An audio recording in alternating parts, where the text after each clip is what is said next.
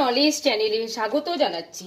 আজকে আমি পঞ্চম শ্রেণীর 109তম ক্লাসটি নিচ্ছি।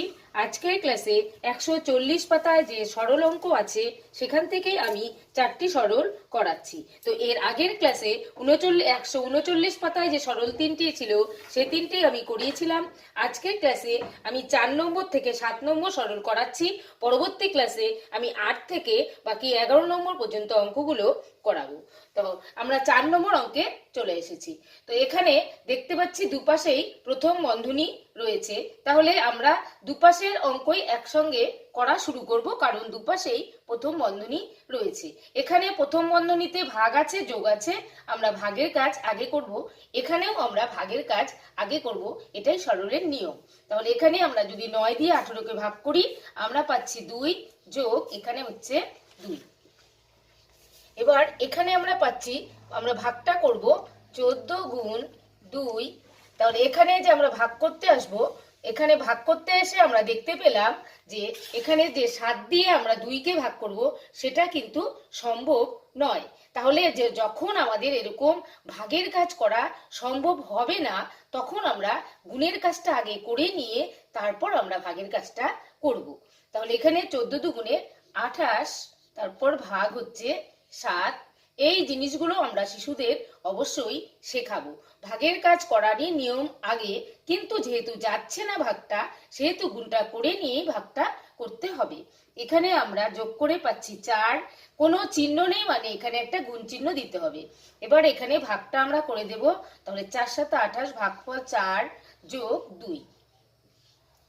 এখানে হচ্ছে 4 গুণ 4 আর 2 হচ্ছে 6। তাহলে গুণ করলে আমরা পাচ্ছি 4 6 24। আমাদের সরল ফল হলো 24। আমি চলে যাচ্ছি 5 নম্বর সরলে। 5 নম্বর সরলে কোনো বন্ধনী নেই, এখানে গুণ চিহ্ন এবং ভাগ চিহ্ন রয়েছে। তো আমাদের সরলের নিয়ম হচ্ছে ভাগের কাজ আগে করা। আমাদের এই ভাগটা যখন আমাদের ভাগের কাজ করতে গেলাম তখন দেখতে পাচ্ছি দুটো ভাগ আছে, আমরা কোন ভাগটা আগে করব। সরলের নিয়ম হচ্ছে প্রথম ভাগটা আগে করা এবং পরের ভাগটা পরে করা। তাহলে এখানে আমরা যদি প্রথমে এই ভাগটা আসি, তাহলে দেখতে পাচ্ছি 8 দিয়ে 4কে ভাগ করতে হচ্ছে, এটা সম্ভব নয়। তার মানে আমাদের গুণের কাজটা আগে করে নিয়ে তারপর আমাদের ভাগের কাজটা করতে হবে। তাহলে প্রথমে আমরা গুণটা করব। 5 6 30, একটা যেহেতু সরল তাই আমরা স্টেপ বাই স্টেপ করে যাব। এখানে ভাগটা তুলে যাচ্ছি। এবার আমরা 30 দিয়ে 4কে গুণ করলে পাচ্ছি 120 ভাগ 8 ভাগ 5 গুণ 7। এবার আমরা ভাগটা করতে পারবো। 8 দিয়ে আমরা 120কে ভাগ করলে পেয়ে যাব 15 ভাগ এখানে হচ্ছে 5 গুণ 7। আমাদের ভাগের কাজ আগে, আমরা এই ভাগটা করব, করলে আমরা পাচ্ছি 3 গুণ 7। আমাদের সরল ফল হলো 21। চলে যাচ্ছি 6 নম্বর অঙ্কে। এখানেও কোনো বন্ধনী নেই, এখানে ভাগ এবং গুণই রয়েছে। তাহলে এখানেও কিন্তু আমাদের নিয়ম হচ্ছে ভাগের কাজ আগে করা। তাহলে এখানে যে ভাগ দুটো আছে পরপর, তার মধ্যে কিন্তু আমাদের এই ভাগটা আগে করতে হচ্ছে, কিন্তু 4 দিয়ে 3কে ভাগ করা যাবে না, তাহলে এই গুণটা আমাদের আগে করতে হবে। তাহলে এখানে যদি আমরা গুণ করি তাহলে এখানে পাচ্ছি 3 গুণে 6 আর 336। তাহলে ভাগ 4, তারপর ভাগ 2 গুণ এই ভাগটা আমরা কিন্তু করে দিতে পারি। 5 5 25 ভাগফল। তাহলে এখানে আমরা চলে আসছি। এবার আমাদের ভাগ করতে হবে, দুটো ভাগের মধ্যে প্রথম ভাগটাই আমাদের করতে হবে। এই ভাগটাও যাচ্ছে, আমরা প্রথম ভাগটাই করব, এটাই হচ্ছে ভাগের নিয়ম। তাহলে 336কে যদি আমরা 4 দিয়ে ভাগ করি আমরা পাবো 84। 84 ভাগ 2 গুণ 5। এখানে হচ্ছে 42 ভাগফল 42 গুণ 5। এবার গুণ করলে 42কে 5 দিয়ে গুণ করলে আমরা পেয়ে যাচ্ছি 210।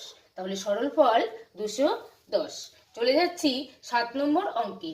এখানেও গুণ এবং ভাগ রয়েছে এবং দুটো ভাগ কিন্তু পরপর রয়েছে।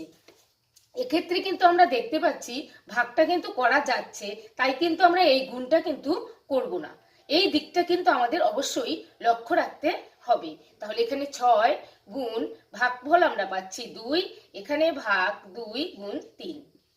এবার এই ভাগটাও করা সম্ভব, তাই গুণ করা যাবে না, এখানেও 6 গুণ ভাগফল হচ্ছে 1 গুণ 3।